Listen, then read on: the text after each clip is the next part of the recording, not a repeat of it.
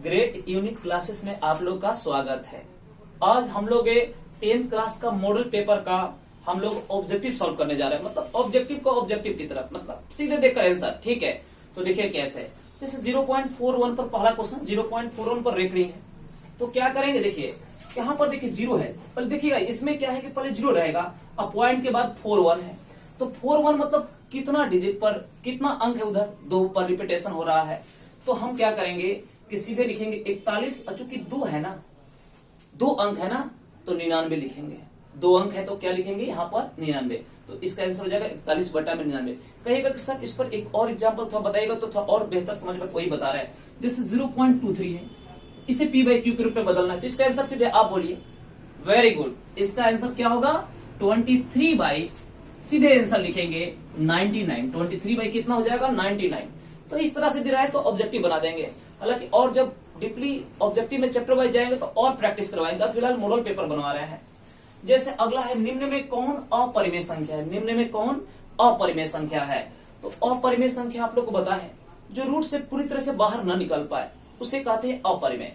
तो ये देखिए 9 का 3 हो जाएगा, निकल जाएगा, ये परिमेय होगा। ये भी परिमेय, ये भी परिमेय, क्योंकि 16 का 4 और 25 का स्क्वायर रूट वर्गमूल क्या होता है 5। लेकिन रूट 8 का जो निकालेंगे तो होता है, और रूट 8 बराबर 2 रूट 2 होता है, तो रूट 8 नहीं ना निकल पाएगा, रूट 8 का वर्गमूल नहीं ना होता है। सो ये अपरिमेय होगा। उम्मीद है कि दोनों आप लोगों को बेहतर ढंग से समझ में आ रहा होगा।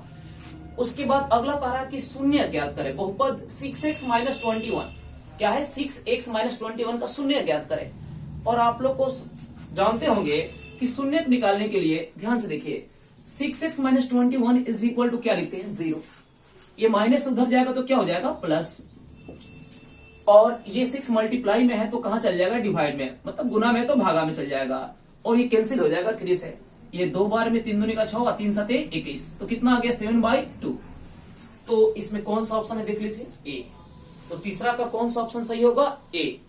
अब आइए अगला 4 नंबर क्वेश्चन तो बहुत इजी है। बहुपद का घात कह रहा है, तो बहुपद का घात, और ये द्विघात बहुपद है। देख लीजिए इस पर सबसे अधिक 2 है ना, तो ये द्विघात बहुपद है, और द्विघात बहुपद का घात कितना है 2 है। तो हम बोलेंगे इसका घात क्या हो जाएगा 2 हो जाएगा। त्रिघात रहता तो घात 3 बोलते। यदि कहता रैखिक रहता मतलब घात 1, तो रैखिक रहेगा तो घात क्या बोलेंगे 1। तो ये नहीं कि एक क्वेश्चन से 3-4 ऑब्जेक्टिव पकड़ने का प्रयास करेंगे हम लोग। अब आइए अगला कह रहा है कि निम्न में कौन द्विघात समीकरण है। क्या कह रहा है, निम्न में कौन द्विघात समीकरण है। द्विघात समीकरण वैसा समीकरण जिसका घात कितना हो 2 हो, वैसा समीकरण जिसका घात 2 हो। तो ये देखिए x स्क्वायर है, लेकिन यहाँ पर रूट x आ गया, तो पहली बात ये होगा ही नहीं, रूट x आ गया। ठीक है, तो ये हमारा द्विघात नहीं है, ये तो क्यूब के रूप में आ गया। सॉल्व करेंगे तो क्यूब आएगा, तो ये भी द्विघात नहीं है। हाँ यहाँ देखिए ये भी क्यूब है, तो ये भी मेरा द्विघात नहीं होगा। अब लेकिन इसको सॉल्व करेंगे इसमें x स्क्वायर आ जाएगा, तो यही मेरा द्विघात समीकरण है। ध्यान रखिएगा, ये रूट आ गया इसलिए द्विघात समीकरण नहीं है। ये क्यूब आ गया द्विघात समीकरण नहीं है, यहां भी क्यूब आ गया द्विघात समीकरण नहीं है। यहां पर सॉल्व करेंगे तो स्क्वायर आ जाएगा, तो ये मेरा द्विघात समीकरण है। तो 5 तक क्लियर। अब थोड़ा जल्दी आगे बढ़ते हैं। अब देखिए एम और अभाज्य संख्या। अभाज्य संख्या तो आप लोग को पता होगा, एक से बड़ी वो प्रकृत संख्या जो केवल खुद से विभाजित हो। जैसे कहिए सर एग्जाम्पल दीजिए, तो 2 हो गया, 3 हो गया, 5 हो गया, 7 हो गया। तो ये समझिए एम और एन अभाज्य संख्या है। तो क्वेश्चन में कह रहा है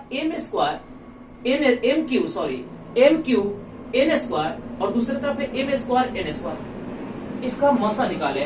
तो मसा का मतलब आप लोग को पता होगा, चाहे अब बता देते हैं, कम घात वाला, जो दोनों में शामिल हो और कम घात वाला। तो देखिए किसका मसा चाहिए, एक है एम क्यूब और एन स्क्वायर, और दूसरा तरफ क्या है बताइए एम स्क्वायर और एन स्क्वायर, और हम मसा चाहिए एचसीएफ चाहिए।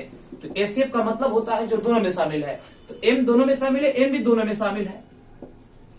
लेकिन मसा का मतलब होता है कम घात। मसा का मतलब कम घात है, तो कम घात दोनों पर कितना है, एम पर कम घात 2 है और एन पर कम घात 2 है। और 2 है तो कम कहिए चाहे बेसिक कहिए, तो वही 2 ही होगा ना। तो एम इस दोनों का जो एचसीएफ हो जाएगा वो हो जाएगा M square into N square. तो ये हो गया मेरा ऑप्शन नंबर सी। हाँ ध्यान रखिए एचसीएफ का मतलब जो दोनों में शामिल हो और कम घात वाला, और एलसीएम का मतलब सब अभाज्य संख्या को जो उसमें है, जो भिन्न भिन्न अभाज्य संख्या उसको ले लेंगे और अधिक घात वाला। एलसीएम में अधिक घात वाला लेंगे, ध्यान रखिएगा। अब आते हैं 7 नंबर। कह रहा है कि ए और 18 दो नंबर है, एक ए है और एक 18 है, उसका एलसीएम दिया हुआ है 36 और एचसीएफ दिया है 2, तो हमें ए का वैल्यू ज्ञात करना है। तो आपको बता दे कि फॉर्मूला होता है ए गुने बी इज इक्वल टू, यहाँ बी के जगह पर देखिए 18 है, यहाँ बी के जगह पर क्या है 18 है, तो ए गुने B is equal to HCF गुने एलसीएम। क्या फॉर्मूला होता है ए इंटू बी, दो नंबर है ए और 18, तो दो नंबर का जो एचसीएफ और एलसीएम का गुणनफल होता है ए गुने बी बराबर एचसीएफ गुने एलसीएम, तो ए गुने 18 बराबर एचसीएफ गुने एलसीएम, तो एलसीएम दिया है 36 दिखाई दे रहा है ना, और एचसीएफ है 2 दिया हुआ है, एचसीएफ कितना दिया हुआ है 2 दिया हुआ है, तो ये देखिए कट जाएगा 18 से कितना टाइम्स 2 बार में कट जाएगा, 18 दूनी का 36 और 2 दूनी का 4, तो ए का वैल्यू कितना आ गया बताइए, हमें ए का भी वैल्यू चाहिए था, तो ए का वैल्यू कितना आ गया 4। अब आपको आगे के नेक्स्ट वीडियो में आगे का और ऑब्जेक्टिव मिलेगा, अभी शुरुआत आप परेशान मत रहिए, अभी तो ऑब्जेक्टिव का पूरा सीरीज लगा देंगे, ऑब्जेक्टिव में कोई कमी नहीं होगा, एक भी ऑब्जेक्टिव आप लोगों से नहीं छूटेगा, पूरा VVI chapter by chapter objective निकालेंगे, पहले मॉडल पेपर बना लेते हैं उसके बाद निकालेंगे, ठीक है।